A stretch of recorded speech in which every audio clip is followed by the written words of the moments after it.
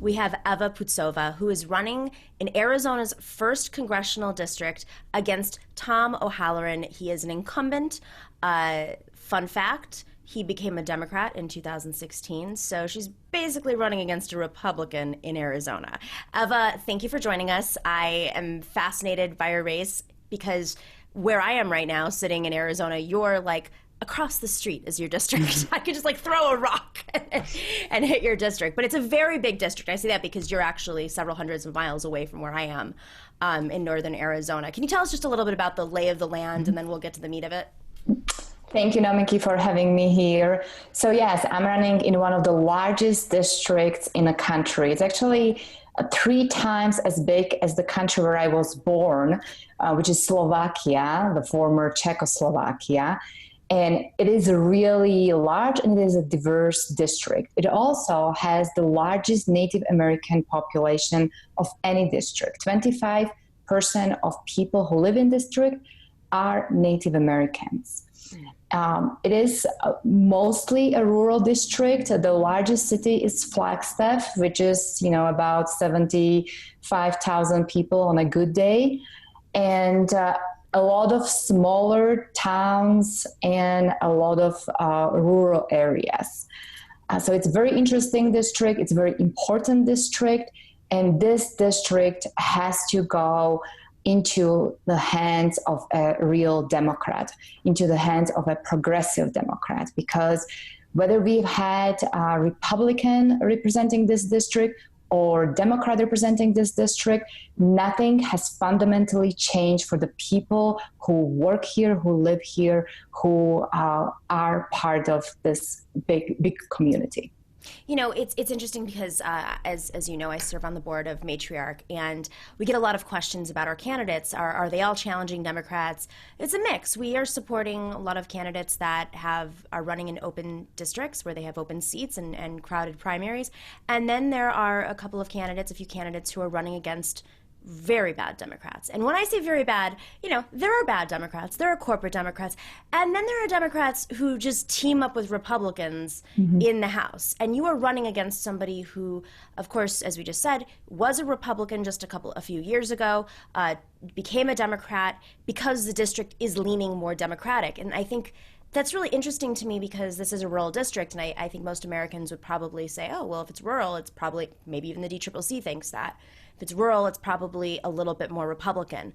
But, rural communities, I think this narrative has been reinforced through the presidential primary process. Rural communities are responding to a progressive populist message, and that is what you're running on. But now you add in the element of indigenous communities, and the New York Times a few weeks ago raised awareness about an issue you've been talking about on the campaign trail, which is the rates of COVID being the highest in the Navajo Nation, which falls into your district. I believe last check it was around 14.5% of the Navajo Nation was affected by COVID, with a little under 200 people who've been killed. So you're campaigning and you're talking about COVID on a campaign trail that doesn't really exist, but you're at the epicenter. I mean, those are higher rates than Queens, which was previously the epicenter. Talk about what your experience is like campaigning on this issue and working with the community, the indigenous community of your district. So the COVID-19 crisis really illuminated what has been wrong in indigenous territories for way too long. It is just this crisis shed real light on those issues that people in this district, but also in other Native American communities, have been dealing for way too long. So right now, you correctly noted that the COVID-19 rate is the highest per capita on the Navajo Nation. In fact, 159 people died, and currently, as of today, there are 5,000 positive COVID-19 cases. And the reason why this is important is to understand that when we say wash your hands, 30% of the people living on the Navajo Nation don't have access to running water. When we talk about how people have to get access to healthcare facilities, if they're facing emergency, we have to understand that so many hundreds and hundreds of miles of roads on the Navajo Nation specifically are unpaved. Mm-hmm. It can take 2-3 hours to get to a facility that can deal with the kind of emergency that we see people with COVID-19 deal with.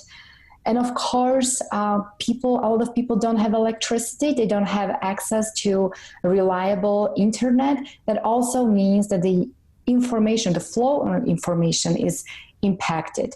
And all this is a result of a complete bipartisan failure.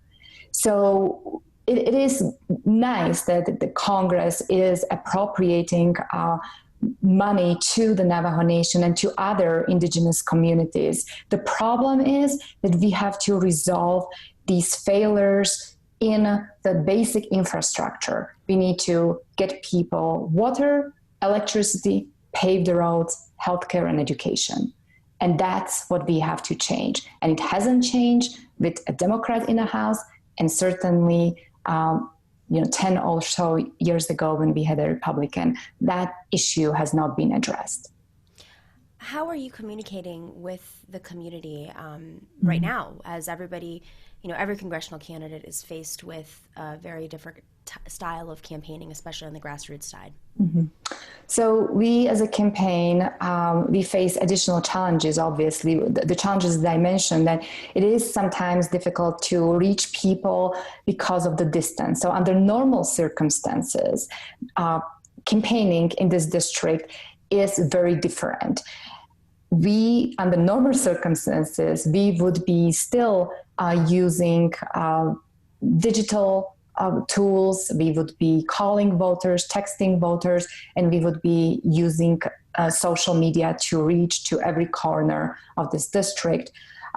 Today, in these COVID-19 days, social media has been a great tool for us to reach out to people, to learn what's going on, and to also spread the message. And again, we see the failure of our government because it took the initiative of private citizens to actually set up mutual aid networks that would bring relief to the Navajo and the Hopi families. And you may have heard about this effort that was started by the former Navajo Nation Attorney General, Ethel Branch, who launched a GoFundMe account.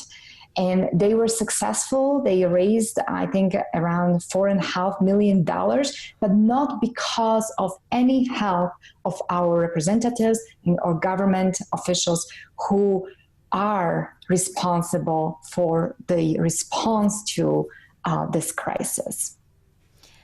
It's unreal that we pass these packages like the CARE Act and now the HEROES Act, and yes, like you said, they're allocating hundreds of millions of dollars across multiple communities, but a lot of the money is being held up for lawsuits, and especially the money that's dealing with the economic aspects of the COVID crisis, which of course you just addressed is the underlying situation. When you live in a community that's been shut off from the world, doesn't have access to water, people have to walk to get their water every day. I mean, it's 2020, and it's a failure on our government's part.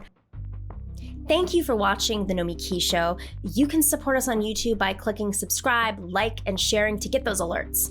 And patrons, well, they make this show run on time. So thanks to all of you who have joined our community already. If you like our content and want more, from special segments to interviews and merch, you can join us for as low as $5 a month on patreon.com/The Nomiki Show.